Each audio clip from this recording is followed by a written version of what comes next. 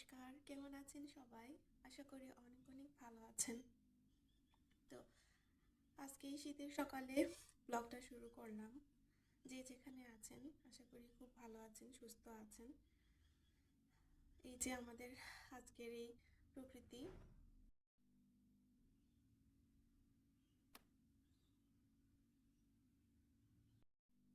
এখন শীতটা প্রায় শেষ, তাই অনেক বেশি ঠান্ডা। আর এই ঠান্ডার মধ্যে বাচ্চারাও ঘুমাইতেছে। এখন বাজে বেলা 11টা। কালকে রাত্রে 3টার দিকে ওরা ঘুমাইছে, তো এখনো উঠে নাই। তো আজকে অন্য প্ল্যান। আজকে ইচ্ছা আছে যে একটু ভাত না রান্না করে অন্য কিছু ওদেরকে খাওয়ানো।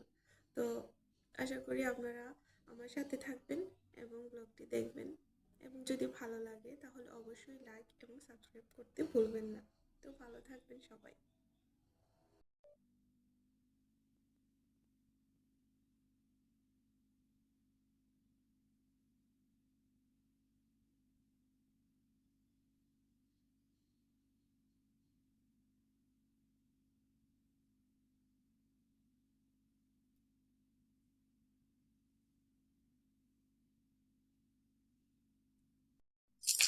নাগেশ হইতেছে।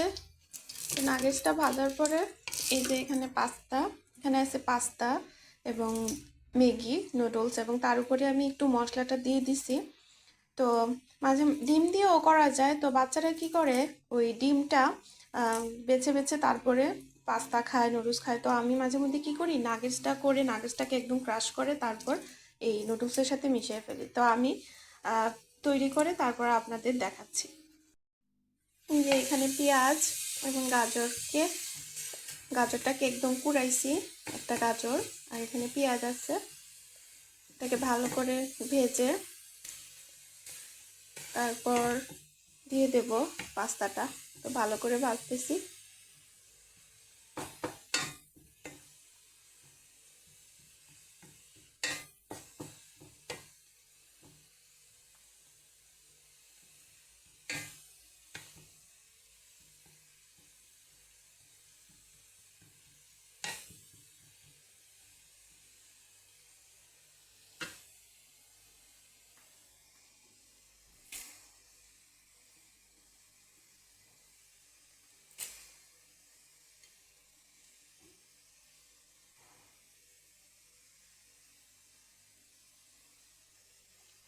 আপনারা চাইলে অনেক বেশি নাগেটসও দিতে পারেন, আমি বেশি দেইনি।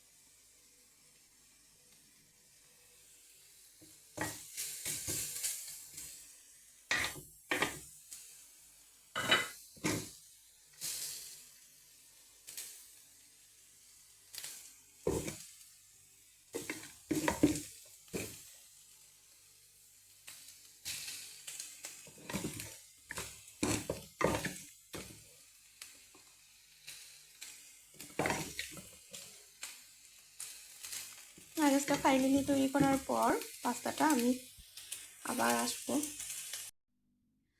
গুড মর্নিং, গুড মর্নিং,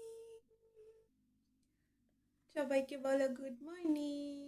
সবাই কেমন আছো? আমরা এখন কি খাবো? আমরা এখন পাস্তা খাবো। পাস্তা কি দিয়ে খাবো বলো? নাগেটস দিয়ে খাবো pasta. Wow, yummy yummy yummy yummy yummy.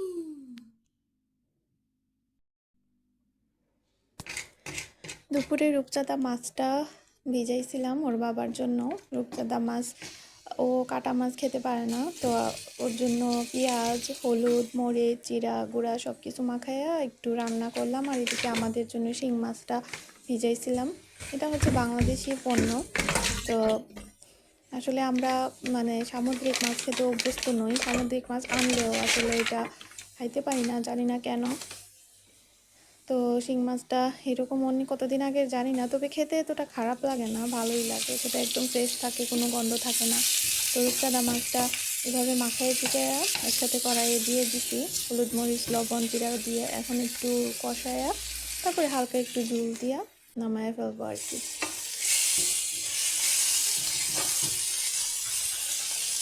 আসলে এখানে ফ্রোজেন মাছটার মধ্যে কিছু দেয় কি না দেয় সেটা বলতে পারি না, কিন্তু একটা দিক দিয়ে ভালো কোনো গন্ধ করে না। আর স্বাদ তো এটা তো জানার কথাই, কারণ এতদিন আগের মানে থাকে, এটা কি আর এত স্বাদ কি আর পাওয়া যায়? এত স্বাদ তো আর হবে না, এটা তো জানার কথাই। তারপরে কি করার, খেতে তো হবেই, এটা তো আর কিছু করার নাই। আর যারা দেশে আছেন তারাই আসলে অনেক লাকি। তো মাছটাকে এরকম আসলে চেষ্টা করতেছি একটু মানে করার, কিন্তু আসলে অনেক বরফ হয়ে গেছে, এটাকে আরেকটু সময় আসলে ভিজায় রাখতে হবে, তাইলে মনে হয় এটা করবে। চেষ্টা করতেছি এটা একটু ছোটার, আর ছোটলে তাড়াতাড়ি করে আর রান্না করে ফেলবো। তারপর আবার একটু প্রতিদিন আমি চেষ্টা করি একটু সবজিটা দিয়ে কোনো কিছু করার। আজকে আবার একটা ভুল করে ফেলছি, সেখানে এই সবজির সাথে একটু পানিও আবার কড়াইতে লেগেছে। তো ওই পানিটা আবার শুকাইতে জানি কতক্ষণ সময় লাগে, তাড়াহুড়া করে একটু মানে রান্না করতে গেলে আসলে অনেক মিশি হয়ে যায় রান্না। এটাতে আমি ব্রোকলি দিছি, আলু, গাজর এবং একটু পেঁয়াজ দিছি। তো একটু কালারফুল লাগতেছে দেখতে। আমি প্রতিদিনই ডায়েটেই এটা মানে ভাজি বা কোনো কিছু করার চেষ্টা করি, সবজি করার চেষ্টা করি। এদিকে আবার আমি কালো জিরা দিয়ে ফুলকপি আলু এবং শিং মাছ দিয়ে একটু ঝোল করছি, একদম পাতলা, মরিচটা একটু কম দিছি। আমি এখানে পেঁয়াজ ব্যবহার করি নাই, এখানে শুধু কালো জিরা দিয়ে করছি এবং তরকারিটা খেতে অসাধারণ হয়েছে। তো এই হচ্ছে আমার সেই রূপচাঁদা মাছের সেই এই যে ভুনাটা পেঁয়াজের। আর এখানে কালকে একটু মাংস ছিল, ওইটা আমি মেয়েকে দিয়ে দেবো, ও আবার মাংস পাগল। তো ভাজিটা হইতে থাক। এই হচ্ছে আমার মেয়ের খাবার। এখানে মাংস দিছি, একটু ফ্রাইড রাইস ছিল কালকের, আর এই যে সবজিটা ভাজি। তো দেখি ও নিজে খাবে নাকি ওকে খাওয়াই দিতে হবে, জিজ্ঞেস করি। তো আমি ওকে এক গ্লাস খাওয়াই দেওয়ার পরে তারপরে আবার ও নিজেই বলতেছে যে অনেক মজা হয়েছে, আমি খাবো। তারপর এখন বাজে বেলা 4:15, আমি পূজা দিতে আসলাম। এই হচ্ছে আমার ছোট্ট গোপাল।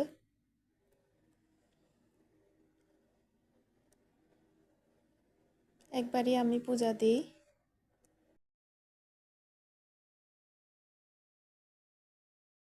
সারাদিন শেষে এখন বাজে 4:16, তো এখন স্নান করলাম, স্নান করে এখন পূজা দিতে আসলাম। সারাদিনে আমি একবারই গোপাল সেবা করি, তবে আহ, আমার বাবা লোকনাথ এবং গোপাল আর রাধারানী আর কৃষ্ণ আছে। আর আমি মনে করি যে ভগবানের কাছে তো কোনো কিছুর অভাব নাই, ভগবানের কাছে সব আছে। তো আমি গোপালকে সেবা করলে গোপালের বাল্যভোগ রাজভোগ আমি কখনোই কোনো কিছু আসলে দিতে পারি না, নিজের সাধ্য মতো সব কিছু করি। এবং আমার মন চায় যে আমি যাতে আহ, গোপালকে একটু সেবা করি, গোপালকে একটু করি। তো এই জন্যই আমি বিয়ের পরে যখন শ্বশুরবাড়িতে প্রথম আসছিলাম, ওইখানে গোপাল স্থাপিত, তখন আমি 3 বেলা করে দিতাম পূজা, এবং খুব ভালো লাগতো। তো এই ভালো লাগা থেকেই আসলে আমার এই আম, অভিব্যক্তি আমার ভগবানের প্রতি।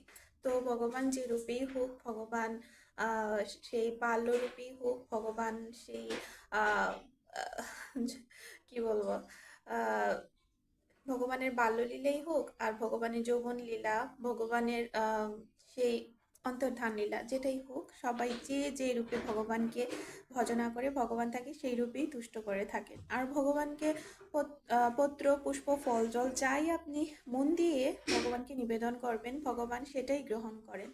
যেমন শ্রীমদ্ ভগবদ গীতাতে আমরা পড়ছিলাম যে পত্রম পুষ্পং ফলম তোয়ম সমে ভক্তা প্রযচ্ছতি, অর্থাৎ ভগবানকে পত্র পুষ্প যাই আপনি দেন না কেন ভগবান সেটা অত্যন্ত প্রীতির সাথে গ্রহণ করবেন, কিন্তু সেটার মধ্যে যেন আপনি 1 মিনিটও যদি ভগবানের আরাধনা করেন সেটার মধ্যে যেন নিখুঁত ভাব ভক্তি থাকে। তো আমার অনেক ভুল হয়, অনেক ত্রুটি হয়, অনেক ভুল হয়, আমি ঠিক মতো মানে বিদেশ বাড়ি তো বুঝতে চাইনি, বিদেশ বাড়িতে কি এত আড়ম্বর করে কোনো কিছু করা যায়? তারপরও আমি যথাসাধ্য চেষ্টা করি যাতে আমি একবার অন্তত পক্ষে ভগবানের নাম নিতে পারি, ভগবানকে একটু আহ, জল বা ফল বা ঘরের চিরা যাই থাকুক, কলা বা দুধ যাই থাকুক নিবেদন করার চেষ্টা করি, কিন্তু আমি পারি না।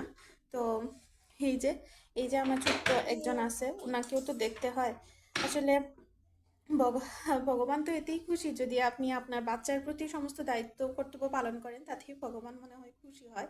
এটাই হচ্ছে প্রথম কর্তব্য, সংসারের সব কাজ করে তারপর দিন শেষে যদি আপনি ভগবানের প্রার্থনা করেন তাতেই ভগবান খুশি হয়। তো আজকে আমি চেষ্টা করছি যে কিছু কিছু জিনিস আপনাদের সাথে শেয়ার করার, সারাদিনের খুঁটিনাটি অনেক কিছু। তো ভুল ত্রুটি হলে ক্ষমা সুন্দর দৃষ্টিতে দেখবেন এবং ভালো লাগলে সাবস্ক্রাইব করবেন। আপনারা সবাই অনেক ভালো থাকবেন, অনেক শান্তিতে থাকবেন, কোনো ঝামেলাতে যাবেন না, ভালো থাকবেন। আপনাদের দিনগুলা অনেক অনেক সুন্দর হোক, সেটাই আপনি ভগবানের কাছে প্রার্থনা করি। সবাই ভালো থাকবেন।